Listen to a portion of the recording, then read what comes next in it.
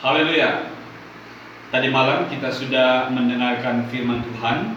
Saya akan teruskan dan puji Tuhan kita boleh ketemu lagi. Saya berharap bapak-bapak, ibu-ibu sudah siap di rumah masing-masing untuk kita teruskan doa pada malam ini. Keluarga Bapak Sinaga, keluarga Bapak Bambang, Vira dan Thomas siap-siap untuk kita berdoa saat ini. Saya teruskan firman Tuhan tadi malam di Yohanes 16 ayatnya yang ke-8. Dia berkata begini, dan kalau ia datang, ia akan menginsafkan dunia akan dosa, kebenaran dan penghakiman. Tadi malam saya katakan menginsafkan dari dosa, dari kutuk dosa yang membawa maut.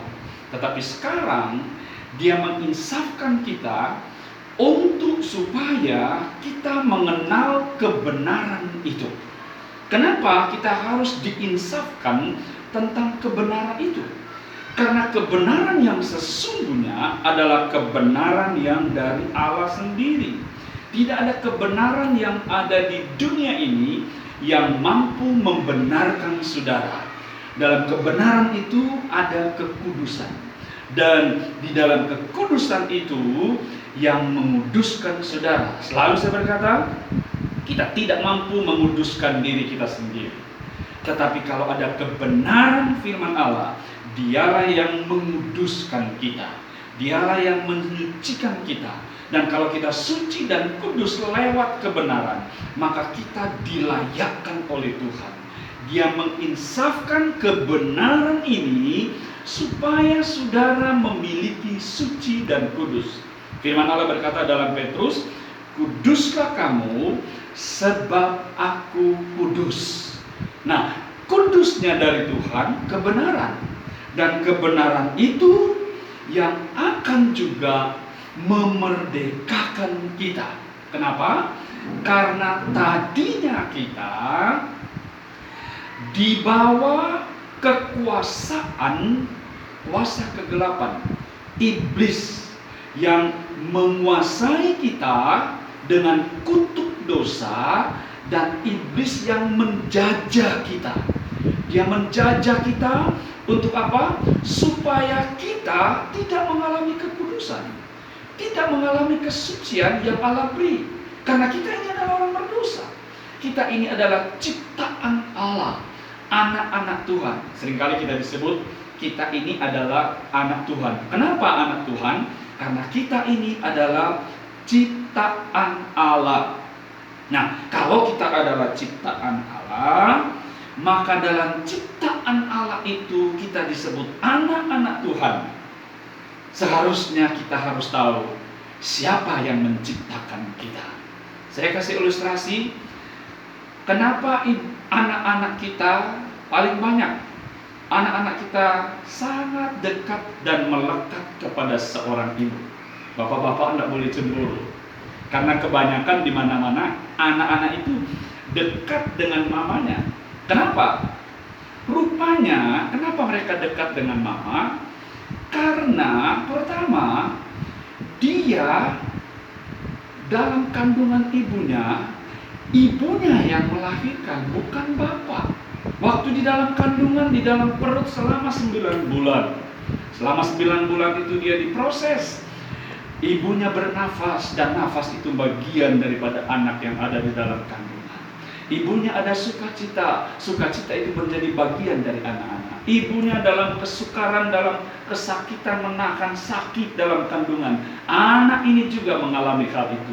Suka dan duka anak ini merasakan di dalam kandungan bersama ibunya.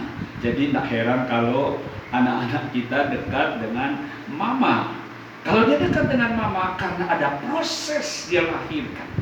Saudara dan saya, ketika kita dimerdekakan di dalam Tuhan, kita harus sadar kita dilahirkan oleh Tuhan. Kalau kita dilahirkan oleh Tuhan, kita seharusnya melekat dengan Tuhan, dekat dengan Tuhan. Jangan melekat dengan iblis. Iblis tidak pernah melahirkan saudara dan saya. Iblis tidak pernah mengandung secara firman Allah di dalam hidup kita. Iblis hanya mengganggu kita. Iblis hanya menggoda kita. Dia tidak ada hak untuk berkata itu adalah anak saya.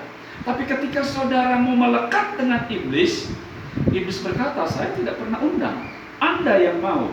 Tapi saya percaya ketika kita dimerdekakan dari dosa, kita bebas, kita tidak dijajah lagi oleh iblis, tidak dijajah lagi oleh setan, tapi kebenaran yang diinsafkan kepada kita, kebenaran firman Allah tentunya, kebenaran yang membuat kita merdeka, dan kebenaran itu membuat kita untuk kita tetap bertahan di tengah-tengah dunia yang begitu keras.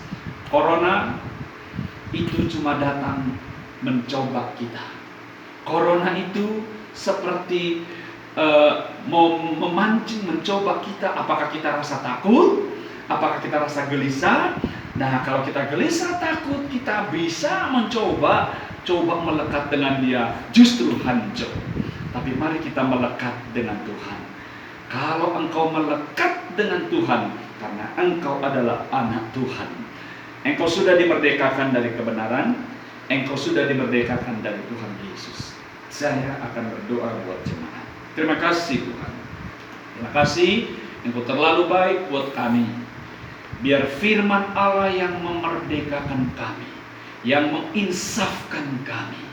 Tuhan tolong, Roh Kudus yang engkau sudah curahkan, Roh Kudus yang bersama-sama dengan kami, biar ada menguasai keluarga Bapak Sinaga, menguasai keluarga Bapak Bambang, menguasai Saudari Vira, menguasai Saudara Thomas, menguasai kami semua, menguasai sidang jemaat El Shaddai. Biar kekuasaan Tuhan memerdekakan kami, memerdekakan anak-anak-Mu, dan kebenaran yang diinsafkan itu, karena kami ini adalah anak-anak Tuhan.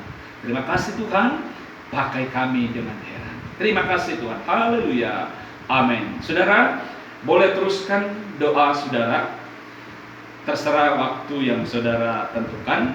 Saya mohon bapak-bapak kepala rumah tangga pimpin doa selanjutnya untuk doa-doa pokok. Jangan lupa berdoa terus sidang jemaat dan berdoa terus untuk bangsa dan negara. Haleluya, sampai jumpa besok. Amin.